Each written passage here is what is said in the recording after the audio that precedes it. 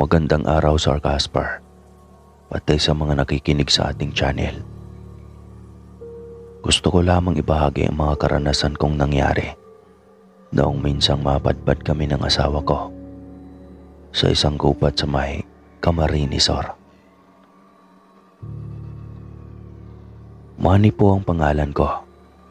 47 years old na at nagtatrabaho bilang manager ng isang fast food branch dito sa Makati.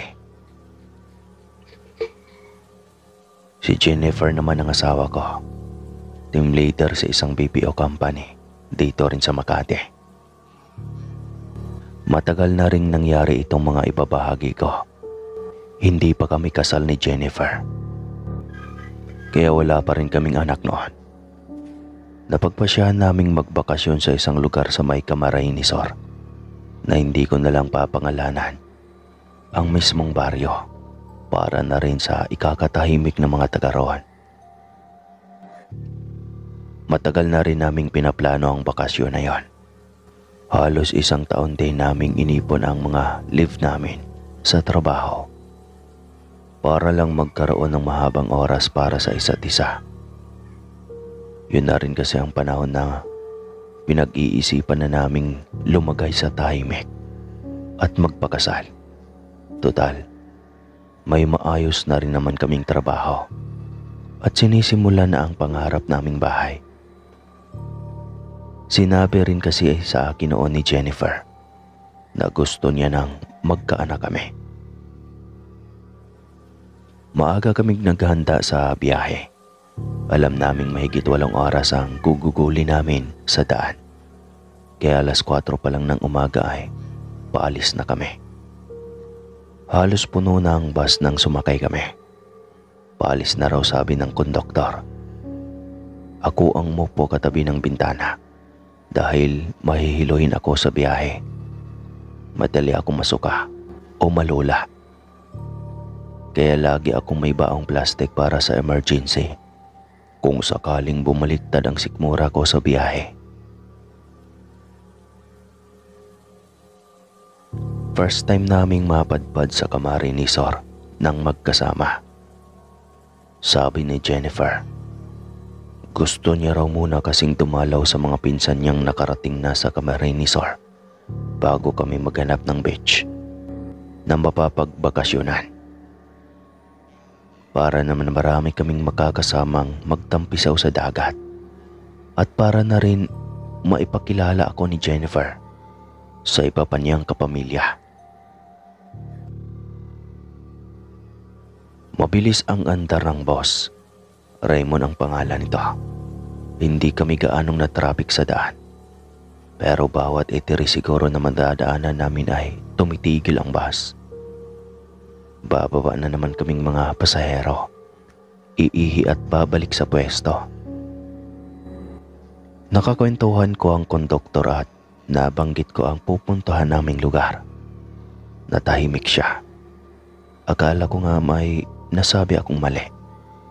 Tapos pabulong niyang sinabi sa akin, Mag-ingat kayo dun, tol. Mag-ingat kayo dun, tol. Marami na kaming naging pasahero na doon nakatira. Siyempre sa tagal ko ng konduktor, hindi ko maiwasang may narinig na mga kwentong tungkol sa lugar na yon. Ganito ang mga naririnig ko. Makapal na kagubatan ang lugar na yon. Kung hindi ka taga roon ay siguradong maliligaw ka sa dami ng mga pare-parehong puno at sa sobrang dilim ng paligid kapag gabi. May mga nakatira naman daw doon, pero sabi nila, hindi mo makikita ang mga ito lalo na ang mga bahay nila kung ayaw nilang magpakita. Parang magic daw. Wala pa naman akong nababalitaang nawala o namatay sa lugar na yon, pero mahirap na. Mas mabuti na mag-ingat. Litanya niya. Tumango-tango ako at nagpasalamat sa babala niya. Sa puntong iyon ay napakasinungaling ko kung sasabihin kong hindi ako takot. Siyempre, oo, takot ako. Lalo pa na hindi ako pamilyar sa lugar na pupuntahan namin. Uso pa naman ang mga kwento tungkol sa mga taong nangangain ng kapwa-tao na nakatira raw sa mga bundok, pati manananggal, tiyanak, aswang na nasa liblib na lugar daw ng kagubatan makikita. Paano kung yun ang maging kapalaran namin ni Jennifer, ang mabiktima ng isang halimaw sa kagubatan? Yun po, Sir Casper, ang laman ng isip ko ng mga oras na iyon. Pagkagising ni Jennifer, ikunento ko ang mga sinabi ng konduktor. Tinawanan niya lang ako. Malakas na halakha kaya nagtinginan pa ang ibang pasahero sa loob. Tinakot ka lang nun. Oo, matagal na akong hindi nakakauwi sa Camarines Sur. Lampas dekada na rin. Pero wala naman akong naririnig na mga ganyang klase ng istorya, sabi niya. Paano kung totoo? 15 taon ka nang hindi nakakauwi. Ang daming pwedeng mangyari sa 15 taon. At saka bata ka pa noon. Malamang hindi mo malalaman ang mga kwento-kwento sa lugar niyo. Sagot ko naman. Basta Manny, akong bahala sa atin. Walang mangyayari. Pagsisiguro niya sa akin. Niyakap niya ako. Gumanti naman ako ng mas mahigit na yakap. Sabay kaming natulog at nang tumigil ang bus, nasa Camarines Sur na kami. Pagbaba namin ay sumakay kami sa mga nakapilang tricycle. Sinabi namin ang lugar na pupuntahan namin. Halos 15 minutos ang makalipas, narating na namin ang lugar. Ibinaba kami ng tricycle sa isang lumang waiting shed na sira na ang bubong at kinakalawang. Maraming vandal na kung ano-ano sa pader nito. Pangalan ng kung sino-sino. Number na sinulatan sa ibaba na Tixmed Girl Only. Mga bastos na drawing at iba pang mga simbolo na hindi ko maintindihan. Nagbayad kami, bumaba at ibinaling ang mata sa daan papasok. Alam kong hindi rin siya makapaniwala sa nakita. Hindi ko na matandaan. Alam kong wala talagang simentadong daan dito noon sa papasok na to. Pero hindi ko alam na hanggang ngayon pa rin pala hindi man lang mapapagawaan ng kalsada dito. Ang inaasahan ko, mas dumami na ang tao. Maraming mga tindahan. Pero bakit ganito? Pagtatakang wika niya. Mukhang tama nga yung konduktor, sabi ko. Pabiro akong pinalo ni Jennifer. Anong gagawin natin? Tanong niya. Papasok. Ano pa ba? Malapit na rin naman siguro ang bahay ng mga pinsan mo dito. Umiling si Jennifer. Malayo pa. Akala ko kasi may tricycle tayong maaabutan at masasakyan papunta sa loob. Nilalakad din lang namin ito noon pero talagang malayo. Napakamot na lang ako ng ulo. Hawak kamay kaming sabay na naglakad papasok sa lugar. Sa gilid kami dumaan para iwasan ang putik sa gitna ng kalsada. Ramdam ko ang mga tuyong dahong na aapakan namin.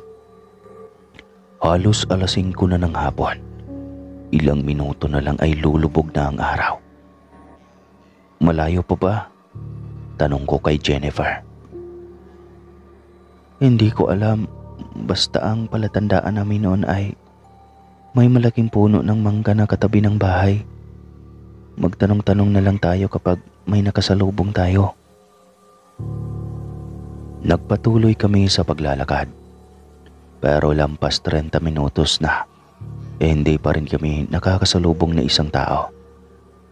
At kapitbahay ay wala pa rin kaming nadadaanan. Dumidilim na ang langit. Mahahaba na ang anino ng nagtataas ang puno. Nakakapagtaka. Noon marami namang nakatira dito. Pero bakit parang mas kumonti na ata ang mga tao?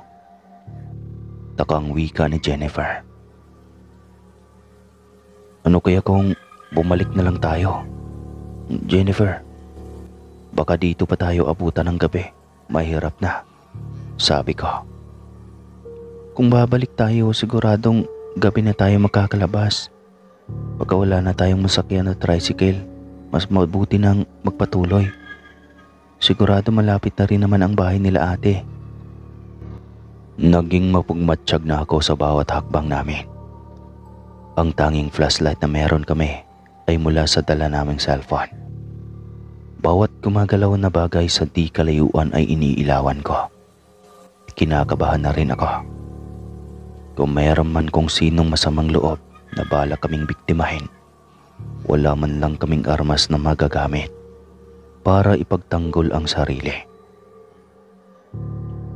Nang lumiko kami, narinig ko sa tabi ng malaking puno ang mga yapak. Agad kong ibinaling sa lugar na iyon ang ilaw ng cellphone. Halos atakihin ako sa puso sa nakita. Naglalakad papalapit sa amin ang isang matandang lalaking may dalang malaking sundang. Mabilis ang mga hakbang nito at unti-unting lumiliit ang distansya namin. Takbo na, Jennifer! Halos pasigaw kong sabi. Sabay kaming tumakbo papalayo. Sobrang bilis na nabitawan na ni Jennifer ang dala niyang cellphone. Sobrang kabado na ako sa pagkakataong iyon. Anong mangyayari sa amin kung maaabutan kami ni Manong na may dalang sundang o yung itak? Mas binilisan ko ang takbo. Pero pag ilaw ko sa harap namin ay naroon ang matandang may sundang. Para bang nag-teleport ito bigla. Iniwagayway ang arma sa ere. Huwag kayong matakot, sigaw nito. Anong kailangan mo sa amin, Manong? Tanong ko. Itinago ko sa likod si Jennifer. Hinawakan niya ang balikat ko. Nanginginig ang mga kamay niya. Alam ko, hindi ako mapapagkatiwalaan dahil hindi niyo ako kilala at may dala pa akong sundang. Pero magtiwala kayo sa akin. Alam kong naligaw kayo at malas niyo lang dito pa kayo sa gubat namin naligaw. Delikado ang lugar na ito sa oras na pumatak ang 8:00 hanggang madaling araw. Hindi naligtas ang manatili pa dito sa gubat. Kaya kung magtitiwala kayo sa akin, pwede ko kayong isama sa bahay ko. Doon ay sisiguraduhin kong hindi kayo mapapahamak. Mahabang litanya ng lalaki. Paano kami makakasiguro na mapapagkatiwalaan ka namin? Tanong ko ulit. Hindi ko alam. Pero wala na naman kayong pagpipilian. Ano? Sasama ba kayo? Tanong niya sa amin. Sa pagkakataong iyon ay naisip ko na lamang na tama nga naman siya. Wala na kaming pagpipilian. Isa lang ang desisyon na pwede naming gawin. Ay ang sumama. Sige, sasama na kami. Nauna siya sa paglalakad. Hawak pa rin ang sundang sa kaliwang kamay. Sabi niya, delikado raw kasi ang gubat kaya mas mabuti nang laging nakalabas ang armas na pangtanggol sa sarili. Halos 5 minuto rin kaming naglakad. Ramdam ko na ang pagod ng paa. Basang-basa ng pawis ang t-shirt ko. Nakita kong pagod na rin si Jennifer. Sobrang mabato pa ang daan kaya masakit na rin ang mga palad na mga paa namin dahil sa mga nakausling bato. Malayo pa po? Tanong ko. Itinuro niya ang ilaw sa pagitan ng nagtataasang puno at naroon nga ang bahay nila. Tanging liwanag sa itim na kagubatan. Malaki ang bahay nila. Mas malaki pa ito sa bahay namin sa Maynila. Gawa sa kahoy ang kabuuan ng bahay at may 2 palapag pa ito. Hindi ako makapaniwala noon na may ganoong bahay sa gitna ng kagubatan. Ang ganda naman ng bahay niyo, sabi ko. 3 dekada na rin kami dito at ginugol ko ang libreng oras sa pagkukumpuni nitong munti naming bahay. Kaya naman kahit gawa lang yan sa mga kahoy at kawayan, alam kong matibay ang bahay na ito. O halina kayo, pasok na. Salamat po, Manong. Pasensya na, pinag-isipan ka namin ng masama, sabi ni Jennifer. Wala yon. Sanay na rin naman kami sa mga turistang gagaya ninyo. At saka, Efren nga pala ang pangalan ko. Salamat po. Ako po pala si Manny. At ito naman ang asawa kong si Jennifer. Pagpapakilala ko. Pumasok kami. Sinalubong kami ng asawa niyang nagpakilalang si Amelia. Binigyan niya kami ng tubig. Maraming salamat po, sabay naming sabi ni Jennifer. Efren, samahan mo sila sa kwarto para makapagpalit sila. Mamaya lang kakain na rin tayo. Wika ng asawa ni Manong. Sinamahan kami ni Manong Efren sa ikalawang palapag ng bahay. Pinapasok kami sa kwartong gagamitin daw namin sa gabing iyon. Walang kuryente ang bahay, kaya maliit na gasera lamang ang gamit namin habang nagbibihis. Basang-basa sa pawis ang t-shirt ko. Pagkapalit ay naupo kami ni Jennifer sa kama. Medyo maliit ito para sa aming dalawa, pero hindi na kami nagreklamo. Nakikituloy na lang nga kami. Ang bait nila, no? Sabi ko kay Jennifer. Oo, pero napansin mo yung mga kabinet nila sa baba? Tanong ni Jennifer. Hindi, bakit anong meron? Ang daming karapon sa baba na may laman na itim na likido. Hindi ko alam kung para saan iyon pero masama ang kutob ko. Tapos pagtaas natin sa hagdan, yung nadaanan nating kwarto, bahagyang nakabukas ang pinto pero kita ko ang mga nasa loob. Pugot na mga santo. Hindi ko alam kung anong iisipin. Litanya ni Jennifer. Natahimik ako. Niligpit ang mga ginamit na damit. Inayos ang pagkakalagay nito sa kama. Iniisip ko sa pagkakataong iyon. Nagbabait-baitan lang ba ang mag-asawa? Balak ba nilang biktimahin kami habang tulog?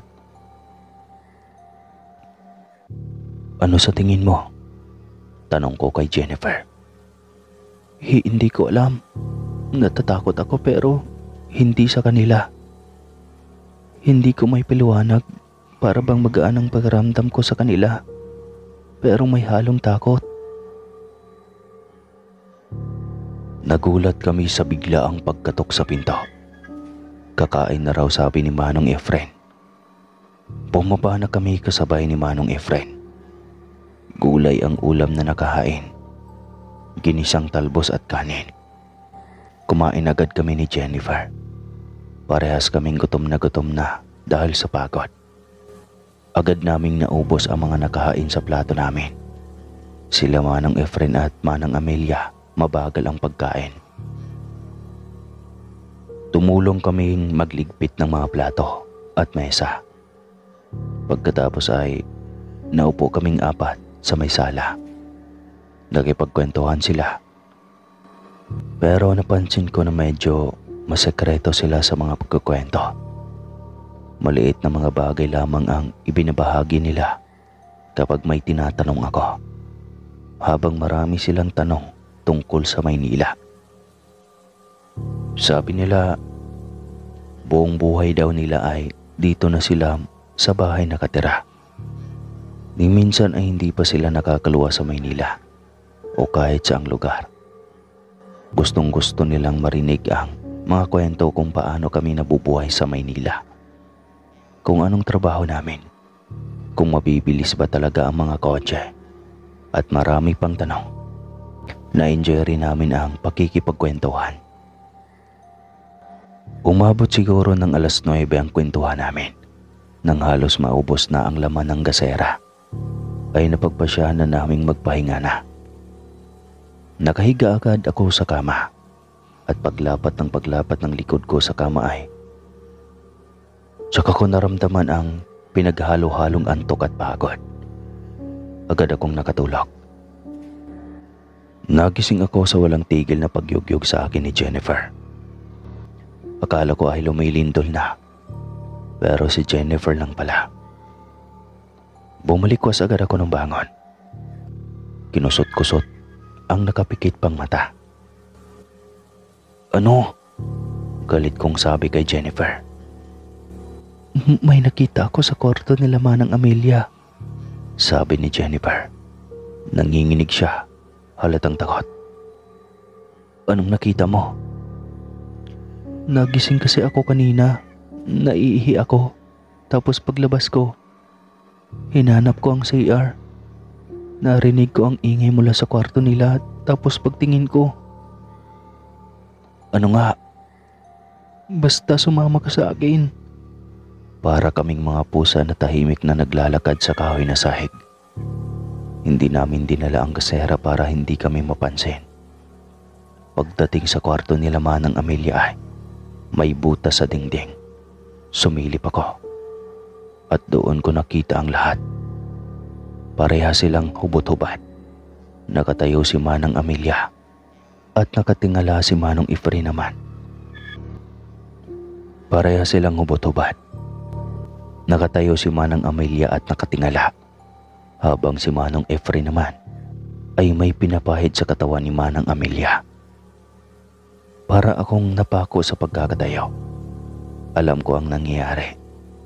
Ilang beses ko nang narinig ang ganitong kwento. Ayon kay Lola,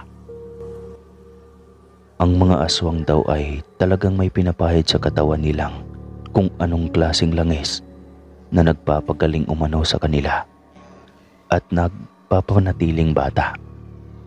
Kaya nga raw may mga aswang na mula pa noong panahon ng Hapon ay umabot pa rin hanggang ngayon dahil sa langis na ipinapahid nila.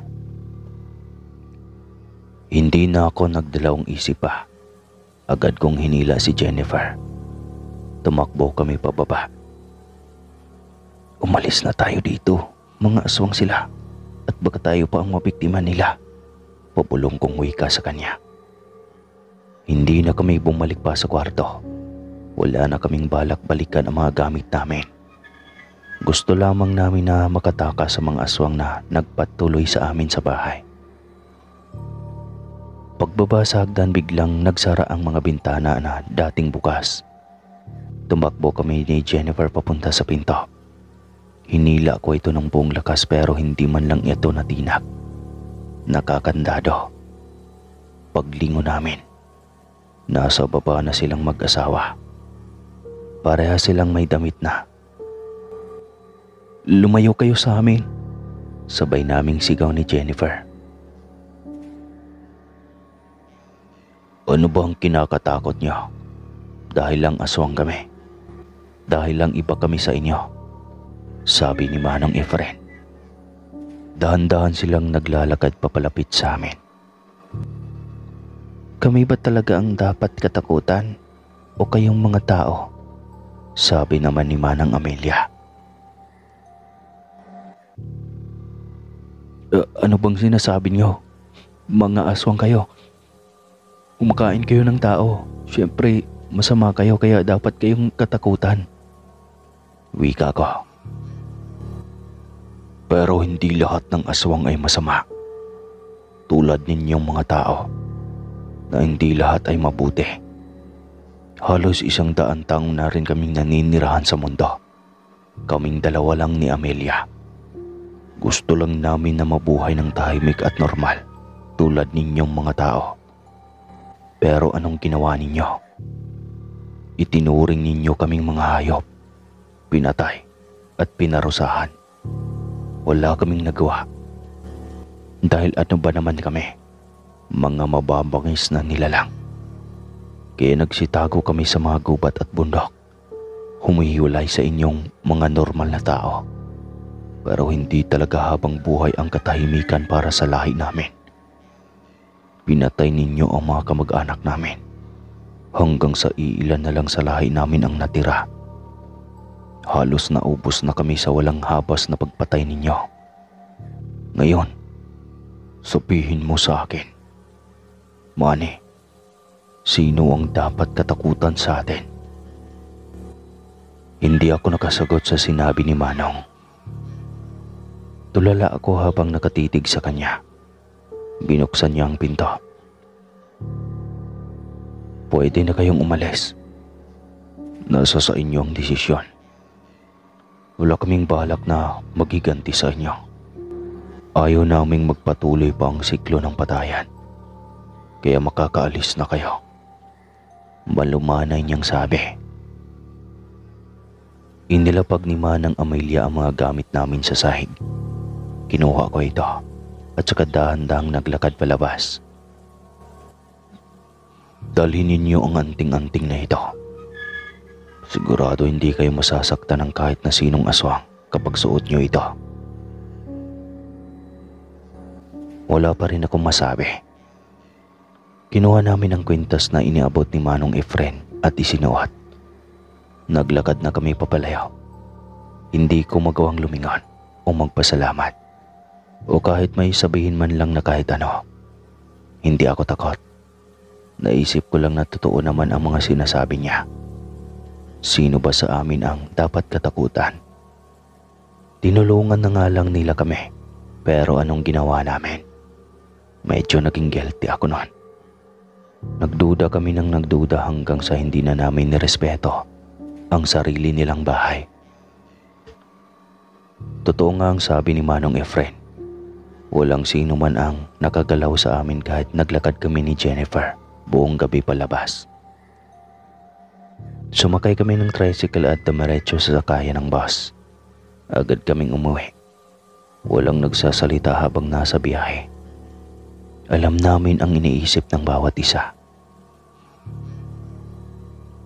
Yun na ang huling beses na pumunta kami sa lugar na hindi kami pamilyar. Kaya naman pinangako namin sa isa't isa na hindi na kami babalik sa lugar na iyon. Nalaman din namin na wala na pala doon ang mga kapamilya ni Jennifer. Lumipat na sa Cebu. Ewan, hindi ko maintindihan pero hanggang ngayon ay paminsan-minsan ko pa rin naaalala ang mga nangyari noong gabing iyon. Hindi dahil sa takot, pero dahil sa pinapaisip ako ng mga katagang binitawan ni Manong Efren bago kami lumabas. Sino ba talaga ang mas nakakatakot? Sila bang mga aswang o tayo bang mga tao? Sa mga nakikinig ngayon, sa inyong palagay, sino ba talaga ang mas nakakatakot? Ang mga aswang o tayong mga normal na tao? At lagi nating tandaan ay huwag agad humusga. Batay lang sa kaanyuan ng tao o pagkatao nito na makikita sa panlabas.